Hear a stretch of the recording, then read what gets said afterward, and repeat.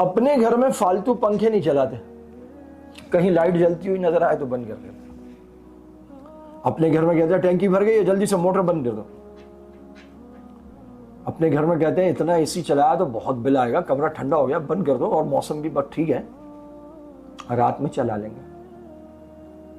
अपने घर में हर वक्त बचत सवार रहती है, फजूलियात से बचने की कोशिश होती है। लेकिन वही लोग जब मस्जिद पहुंचते हैं तो हर मुख्तदी को अलग पंखा चाहिए होता है। हालांकि एक पंखे के नीचे, उसके नीचे जो सफ है वो, उससे अगली, उससे पिछली और उसके दाएं बाएं को 8-10 अफराद बड़े मजे से।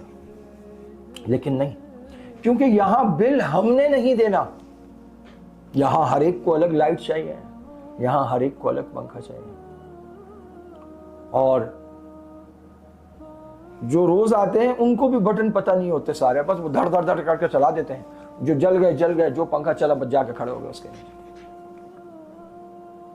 हम अपने घर में कोई निजाम चाहते हैं, एक बड़ा हो, उसके मशवरे से हो, सब ठीक हो, लेकिन जब हम मस्जिद पहुंचते हैं तो हम सारा निजाम तलपट करके, मलियामेट करके, तहस नहस करके रख देते हैं। हम ये समझते हैं कि अब यहाँ के बड़े हम हैं, यहाँ पर आवाज भी बुलंद कर सकते हैं, यहाँ किसी को कुछ भी कह सकते हैं।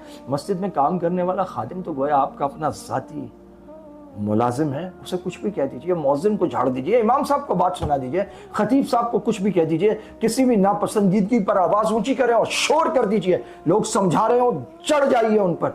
ये बदअखलाकी, ये तूफान बदतमीजी सब मसाजिद के लिए रह गया, जमात के लिए रह गया। वो जो हमारा इज्तिमाई मरकज है, जहाँ पर कहा गया कि उस मकाम का अदब है, एहतराम है, जहाँ उलमा की सूरत में वरसाए अंबिया, अंबिया के नायब हैं, ला तर्फ़अू अस्वातकुम फ़ौक़ सौतिन नबी, वहाँ पर हमारी आवाज़ें भी बुलंद होती है, वहाँ हम लड़ते भी हैं, वहाँ हम झगड़ते भी हैं, वहाँ हमें कुर्सियाँ भी चाहिए, पंखे भी चाहिए, लाइट्स भी चाहिए, वहाँ हमें मोटरों के ज़रिए चढ़ के टैंकी पे जाने वाला पानी भी 24 आवर्स अवेलेबल चाहिए, वहाँ हमें वॉशरूम भी हर वक्त साफ़ सुथरे चाहिए।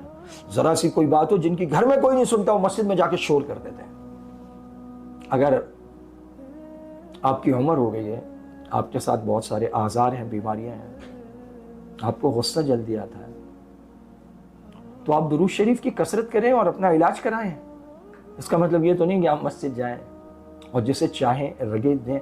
आज मुसलमानों की मसाजिद में आवाज़ें बुलंद होने लगी हैं, लड़ाई की वजह से, झगड़ों की वजह से, इख्तलाफात की वजह से। और this is one of the science of क़यामत, ये क़यामत की अलामात में से है। अल्लाह रब्बुल इज़्ज़त मुझे और आपको मसाजिद, मदारिस, खानकाहें, तालीमी मराकिज़, अखलाक व तरबियत के मराकिज़, मसाजिद और वरसाए अंबिया, उलमा, आइम्मा, खुतबा, मौसिनीन, इनका अदब और एहतराम करने की तौफ़ीक़ अता फ़रमाए। व आख़िरु दावाना अनिल हम्दुलिल्लाहि।